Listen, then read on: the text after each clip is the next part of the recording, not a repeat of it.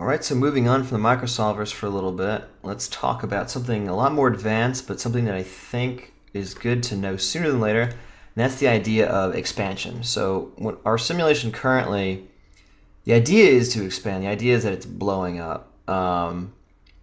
We're putting density in here, we're putting velocity, and the velocity is carrying the density along the way. The simulation is always trying to keep pressure in check. If it has a large movement of velocity going one way, it's going to kind of suck in behind it going the other way. Everything's trying to maintain some sense of equilibrium. Expansion kind of throws out the window a little bit, kind of breaks the sim.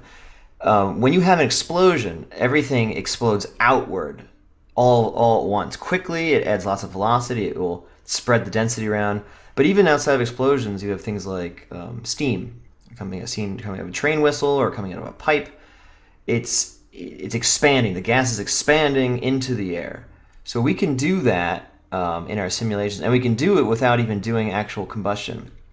And the key is it's added into the simulation, much like density is added into the simulation. We're going to make another kind of fog volume field, but the trick is to make it look good is we want to make little bits of volume that are kind of like little nodules, little almost the way I think of them as little bombs all over the place that are going to expand at once and push out to make lots of little, expanding bubbles everywhere.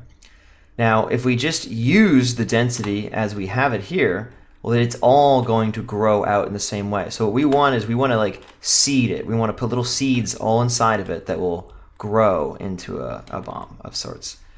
So let us isolate the density coming this way. So we're going to start from this. And remember, this is making a density and velocity field. So here's the velocity field from before. Just have it turned off for now. This delete is going to say, hey, delete the density field out of here. No, wait, delete everything but the density field. So now we have just the density. We come to the volume VOP. And the volume VOP is running instructions over every single voxel in here, one at a time. Well, not one at a time, actually it does it in parallel, which is the nice thing here. So we can do lots of different voxels all at once. So the density per voxel is coming in here. The per everything data is coming in here. In particular, we're interested in the position of each voxel because we're going to query this anti-alias noise that I just made. There's lots of noises here to choose from. Anti-alias noise is a pretty good one to go with. I like particular the simplex mode here. And we can see it if we just put it right here. Basically, we're just disregarding the incoming density now and just putting the output of the noise. And just like most noises, you can scale the frequency up and down. You can, move it through space. All those good things. If what else I'm going to do is increase the amplitude, and we are still interested in the initial density. We just want to modulate. We want to multiply it times the result of this, and that will be our output. So there you have it. So now, as we scrub through this, we've got this kind of chunky looking version of this. So these will be our little expanding areas, so to speak. So I'll make a null here, we'll point to it, and we'll call it divergence, because that's actually what this is called in simulation lingo. It's diverging from, the vectors can point away from each other. They're diverging basically from being a purely pressure-based solution. So we'll come back in here. Now the divergence is actually seeded much the same way that we seeded velocity and density in here. We're going to make another one of these. We're going to make another source volume, and much like the microsolvers up here, all attached by this merge, we can merge these two together like so.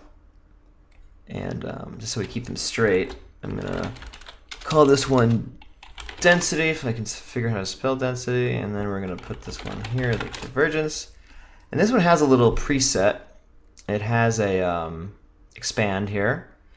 And the presets don't do a whole lot. It just turned off temperature velocity. We're only going to add that volume that we made. And in fact, before we forget, I'm just going to put it here. There it is. And also very important is this SOP to dot bindings. Now it's looking for a divergence volume. There isn't one. There's a density volume. So we want to use that instead. So there it is. Density will become, well, it'll add to the divergence field. And the final thing is, we only really want to add it when it's adding velocity and density in the first place. We don't want to keep expanding while, after we add that initial burst. So I'm just going to say, refer to that field, and then maybe multiply it by 10. And let's see what 10 gets us. Here we go.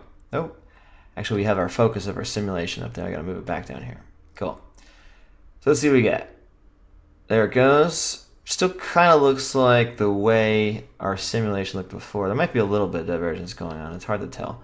As usual, we can always just blow stuff out if we just want to make sure that it's working. Okay, there it goes. So clearly, we have way too much. But you can kind of feel that ballooning, like, bloosh, explosion kind of look. I bet 100 is probably more or less what we want. Doing things in factors of 10, orders of magnitude is a good idea. You don't want to just like try 1, try 2, try 3. You might as well blow it out first to know that it's working, and then, work your way back from there. Cool. Boosh. Then as you start to get closer to it, then maybe do it maybe 2 times as much instead of 10 times as much. So there it goes.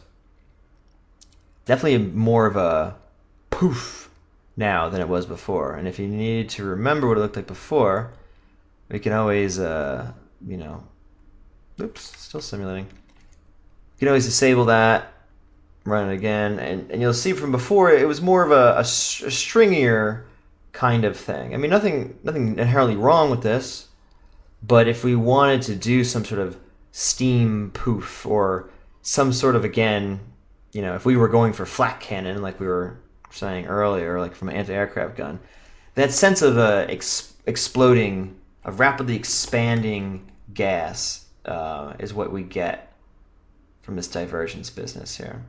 I still have it running into the wall here. We'll have to fix that. But boosh, now it really feels like a kind of a pyroclastic kind of thing going on there. And it still slows down. Everything else still takes over. We still have our dissipation. We still have our turbulence and whatnot. But yes, playing with divergence is critical to, again, smoke belching out of any place where it was confined, or there was a train, smokestack, or a factory or something. It goes from being confined to being out. It's expanding rapidly. You'll want to do some kind of divergence, expansion kind of business.